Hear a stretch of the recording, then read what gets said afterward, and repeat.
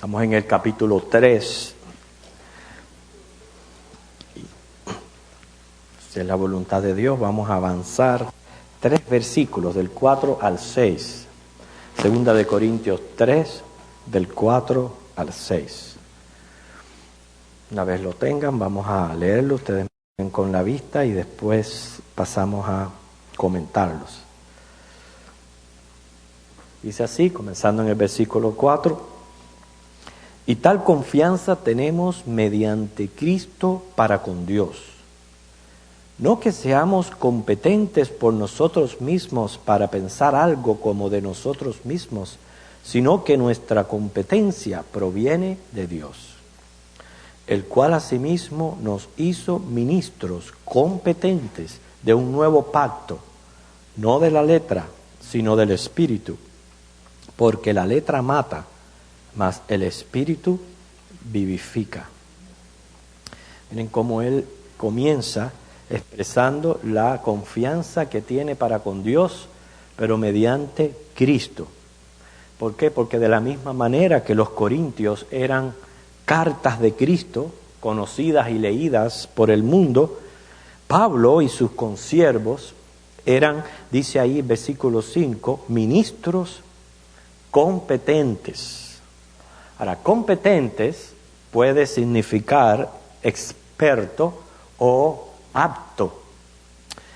En este caso, me gustaría más usar el segundo significado, apto, porque experto cualquiera puede ser en materia secular, pero cuando se trata, ¿verdad?, de la palabra de Dios, el entendimiento de la Biblia, como es la mente insondable de Dios, y un experto, un entendido, yo pienso que todos estamos en una carrera de aprendizaje mientras que estemos en este cuerpo. Ningún ser humano puede decir, ya terminé de estudiar la Biblia. Por eso es mejor decir apto.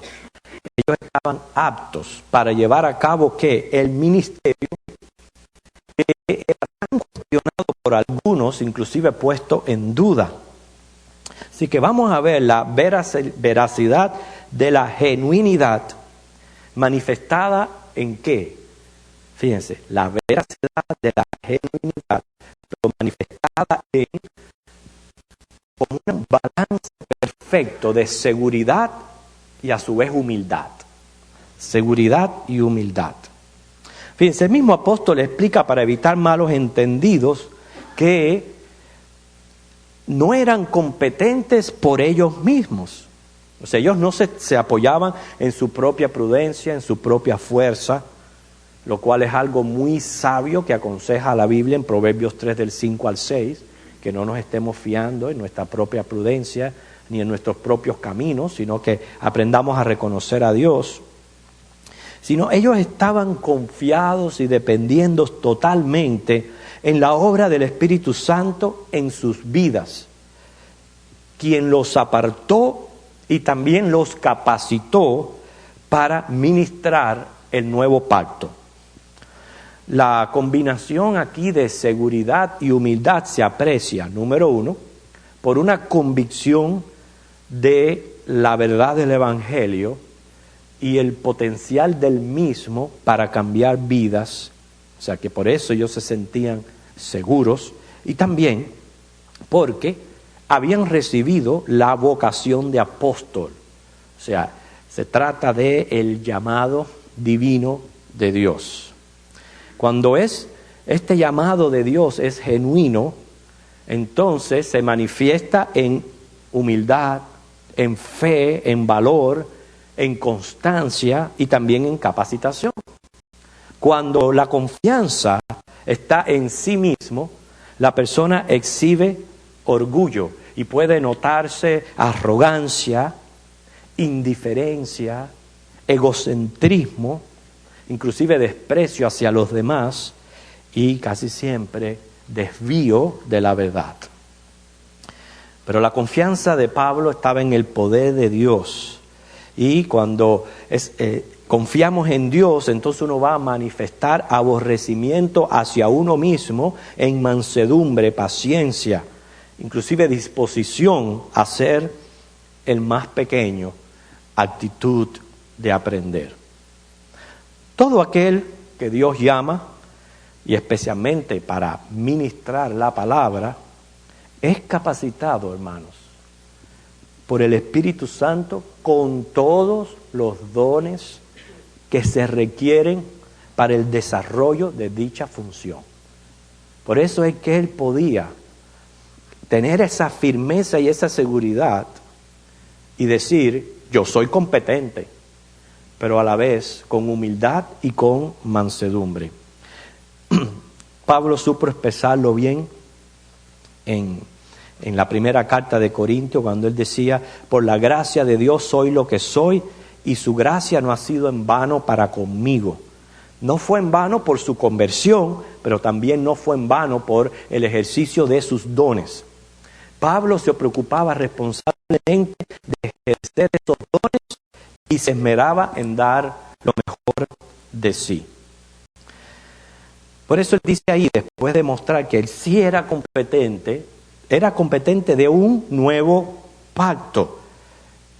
Es el pacto que estableció Jesús al celebrar la Pascua con sus discípulos.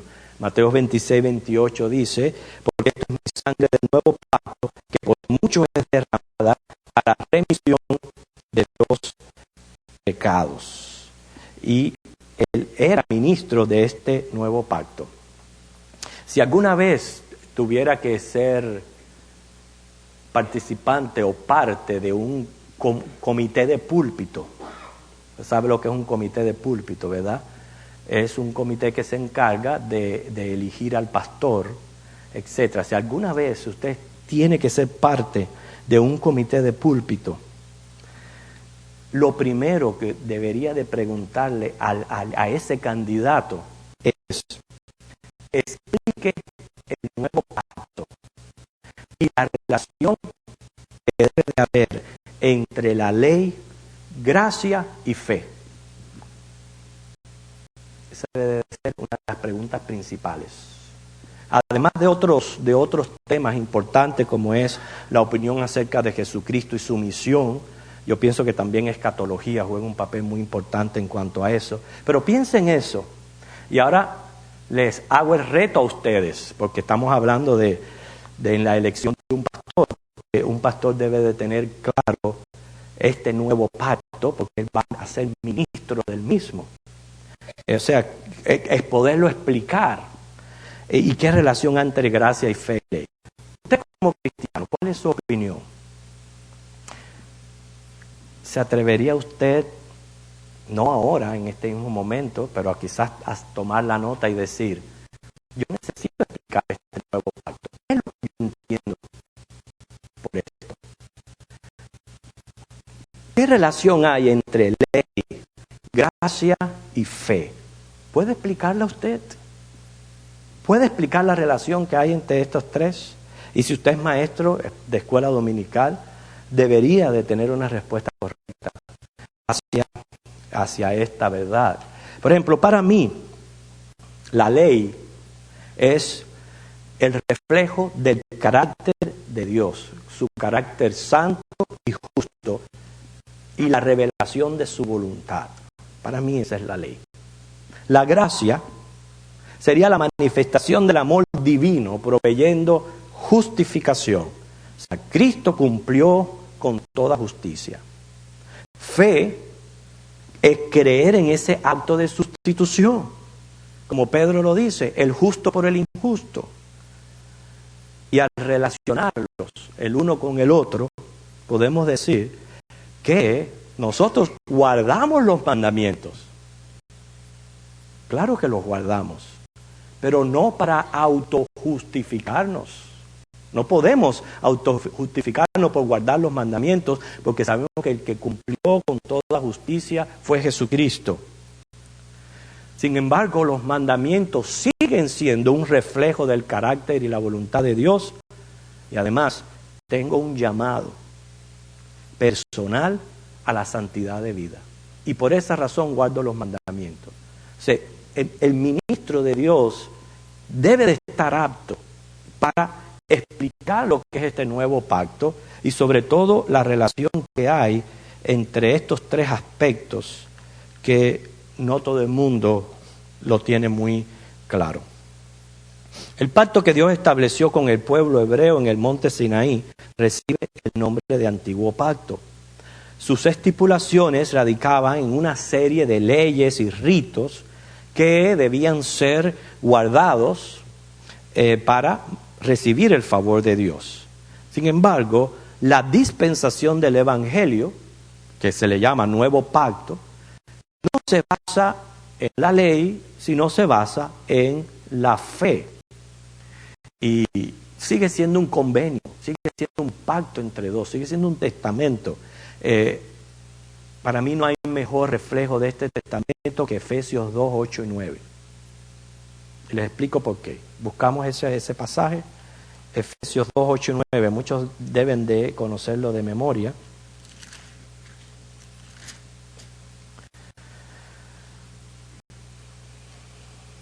Efesios 2, 8 y 9.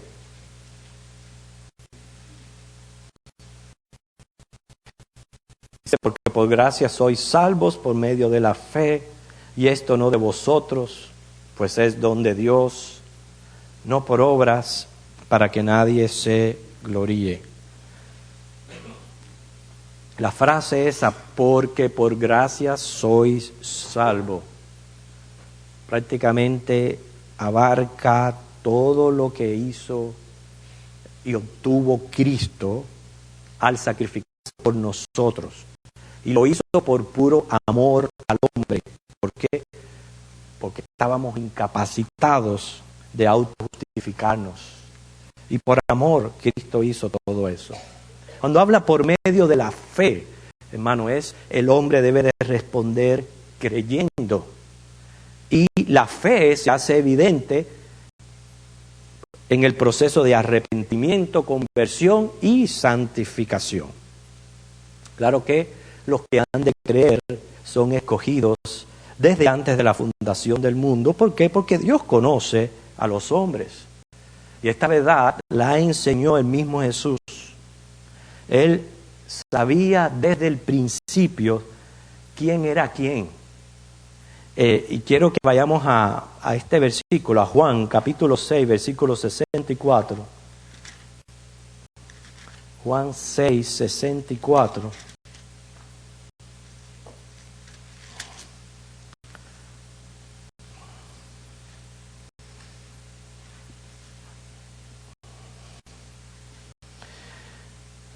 Donde dice,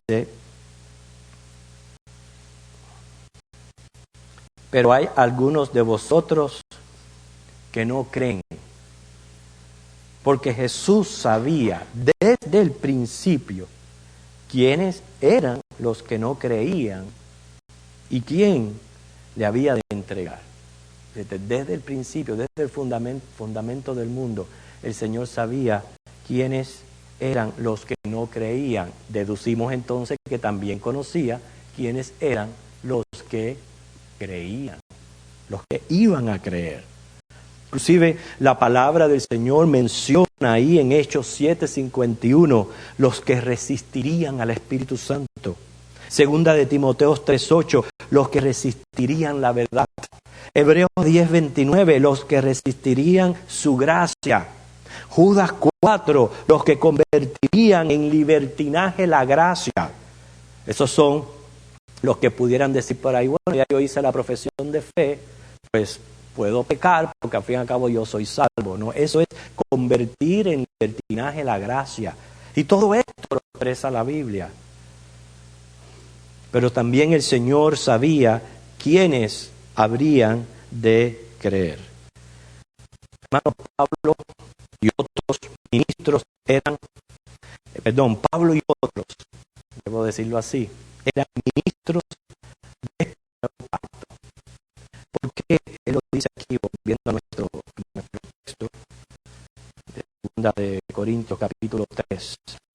Porque él tiene que especificar, acuérdense que él está en plena defensa de su ministerio y su apostolado, que dice versículo 6, el cual asimismo nos hizo ministros competentes de un nuevo pacto. Ellos tuvieron que luchar duro contra aquellos que persistían en mantener vivo el antiguo pacto. Y me hace pensar, ¿verdad?, cuán tercos somos nosotros los hombres, cómo a veces persistimos en algo que simplemente porque lo creímos primero ya está ahí pegado en nuestra mente y no hay quien lo arranque. Y eso también puede aplicarse a cualquier hábito o cosa, costumbres que hacemos en la vida, que como dice, que no hay quien nos saque de ese molde. Sin embargo, tenemos que siempre reconocer nuestra finitud y tener nuestra mente abierta a la luz de la verdad de las Escrituras cuando Él la revela, porque muchos tuvieron problemas al principio en reconocer o en conocer o entender verdaderamente este nuevo pacto que venía a ellos. Ustedes saben que mismo Pedro y hasta Bernabé fueron reprendidos por Pablo por esta cuestión. Y ahí lo dice, porque no andaban rectamente conforme a la verdad del Evangelio. Vamos a leerlo en Gálatas, capítulo 2, 11 y 4. Gálatas, capítulo 2, del 11 al 14.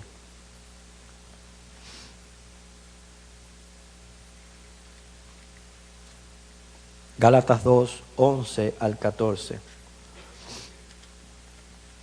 Pero cuando Pedro vino a Antioquía, le resistí cara a cara porque era de condenar.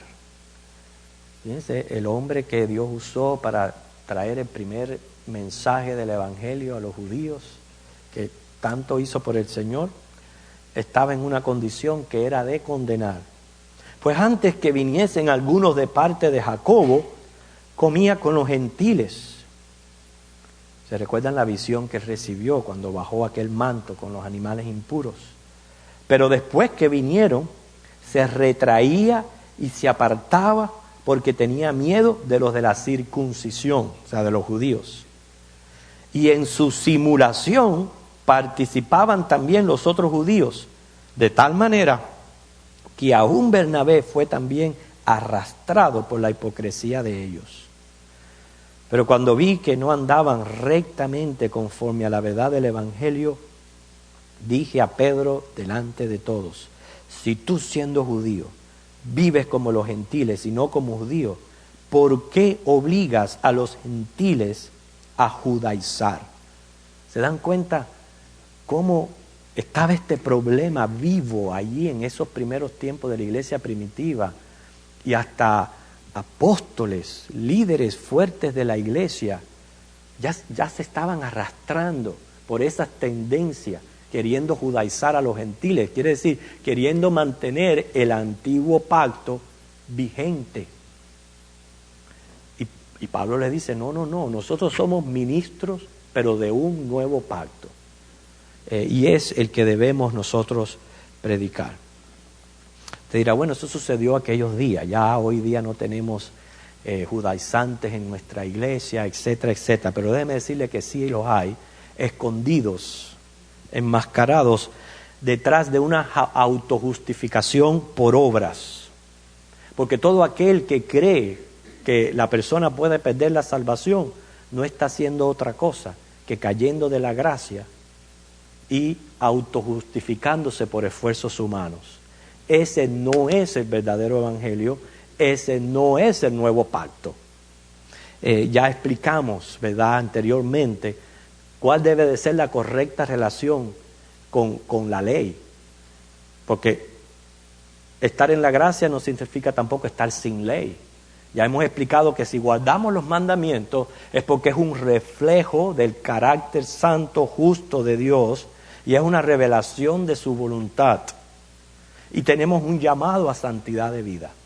Quiere decir, guardamos los mandamientos en obediencia a Dios porque lo amamos, y sabemos que todo aquel que guarda los mandamientos, pues se protege, ¿verdad?, de las graves consecuencias del pecado.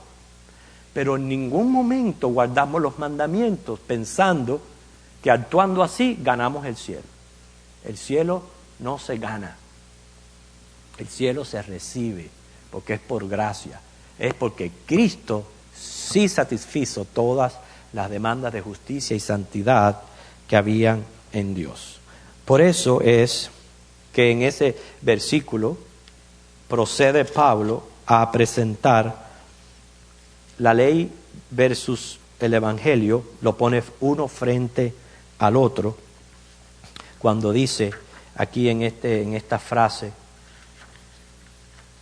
competentes de un nuevo pacto, no de la letra, sino del Espíritu, porque la letra mata, mas el Espíritu vivifica. Sabemos que la letra representa a la ley. Sin embargo, el Espíritu, yo pienso que necesita ser definido. Hay que notar que está escrito en minúscula. Quiere decir, no se está refiriendo al Espíritu Santo, porque está en minúscula. ¿Con qué identificamos el Espíritu que vivifica entonces? Tenemos que identificarlo con el Evangelio. Entonces, cuando dice la letra, esa es la ley. El Espíritu vivificante, ese es el Evangelio. Sabemos que el Espíritu es la parte inmaterial del hombre, pero también se utiliza para denotar valor, fuerza, el ánimo de algo, ¿verdad? Se usa en ese aspecto. Cuando se refiere al Evangelio, no quiere decir que tenga un carácter personal, sino que el Evangelio viene a ser algo potente. Como dice Pablo en Romanos, no me avergüenzo del Evangelio porque es poder de Dios, es enérgico, obtiene logros, vivifica. Esa es la idea que está presentando aquí Pablo. Vamos a tratar ese primer tema de la letra mata. La ley mosaica por un tiempo prevaleció, tuvo su utilidad. No olvidemos que fue Dios quien la dio, allí en el monte Sinaí. Así que tuvo su utilidad en su tiempo. Sin embargo, seguía siendo defendida por muchos. Pero una de las características de la letra es que no puede dar vida. ¿Por qué? Porque el propósito de la misma, más bien, era revelar la condición mortal del hombre, para que una vez entendiera su condición mortal, llevarlo a la fe, llevarlo a Cristo. Ese era el propósito de la ley. Quiere decir, la ley fue escrita como algo externo, objetivo al ojo, al oído, al entendimiento, pero no se trataba de un principio interno o de un poder. Más bien se expuso para enseñar obligaciones a las que los hombres debían conformarse. O sea, la ley producía así obediencia, pero externa, sin cambios internos. No podía impartir la disposición o capacidad para cambiar o frenar el vicio del pecado. Eso no lo podía lograr la ley. Por eso que la ley mata, porque exige obediencia perfecta. Romanos 10:5, Gálatas 3 del 10 al 2, Santiago 2:10 dice de esa manera. También la ley produce conocimiento del pecado, como consecuencia culpa y la justa exposición a la ira de Dios. Y tercero, la presentación de la norma perfecta que hay que cumplir despertaba un sentido de deber, pero no impartía disposición para evitar desobedecer, por lo que exasperaba el alma. Aquí Pablo presenta en contraste al Evangelio como un espíritu vivificante. ¿De qué manera vivifica el espíritu? Cuando escuchamos el Evangelio, que sabemos que el Evangelio no es otra cosa que muerte, sepultura y resurrección de nuestro Señor Jesucristo, entonces revela a la mente, al corazón, una justicia adecuada a nuestra justificación. Al creer, sabemos que estamos libres de la sentencia de muerte, pero basadas en el sacrificio de Cristo en una sola ofrenda. según Hebreos 10:10 y Romanos 5:1. O sea, el Evangelio vivifica porque también produce en nosotros la seguridad del amor de Dios y la esperanza de su gloria. Y también la conversión es obra del Espíritu Santo o un poder interno que nos transforma a la imagen de Dios. Una obra que se está completando día a día según Filipenses 1:6. Si vamos a poner la ley o la letra y el Evangelio o espíritu vivificante uno al lado del otro, podríamos decir, la ley es externa, el Evangelio es interno. La ley era un precepto exterior, el Evangelio un poder interior. La ley fue escrita en piedra, el Evangelio es escrito en el corazón.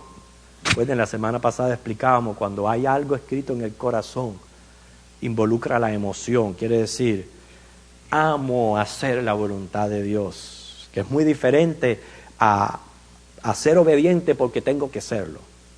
Eso lo puede lograr la ley, pero el Evangelio logra que esté escrito en nuestro corazón. La ley es letra, intelectual, cognoscitivo. El Evangelio es espíritu, vivencia, es psicomotor, porque se aplica y se practica. Entonces, hermanos, debemos estar claros aquí en dos aspectos, haciendo ya una conclusión del tema presentado. Primero, somos competentes, pero no nos gloriamos en nosotros mismos, pues todo logro personal es por la gracia de nuestro Señor Jesucristo. La suficiencia no es un logro personal. Y yo pensaba, ¿no? Si no fuera por el Evangelio, ese espíritu que vivifica, por Cristo, ¿qué sería yo? ¿Qué estuviera haciendo? ¿Dónde estaría? Por la gracia de Dios, hoy yo soy un hijo de Dios, un cristiano. No soy un hijo del diablo. Por la gracia de Dios, vivo hoy para glorificar a Cristo. No vivo egoístamente, buscando lo carnal, lo mundano. Por la gracia de Dios, estoy aquí, en el templo, congregado. ¿Por qué? Porque amo la congregación de los justos y la comunión con Dios. No estoy en lugares mundanos. Entonces, todos esos son logros de Cristo. Pero también esa competencia viene por la obra del Espíritu Santo en nosotros. O sea, el conocimiento, la fidelidad, la eficacia, no procede de algo que podemos producir nosotros mismos, sino esto implica causa, efecto y razón. ¿Cuál es la causa? Dios. El poder vivificante del Evangelio. Esa es la causa por la cual hoy yo puedo decir, soy cristiano. En ningún momento nosotros debemos de gloriarnos sobre otros cristianos si yo soy fiel o no. Si soy fiel es por el poder de Dios, es por la gracia del Señor Jesucristo. Sí, hay cristianos más responsables que otros y el Señor premia también nuestros esfuerzos y nuestra responsabilidad, pero nunca para autojustificarnos delante de Él. Inclusive esta idea siempre ha prevalecido en nuestra manera de orar.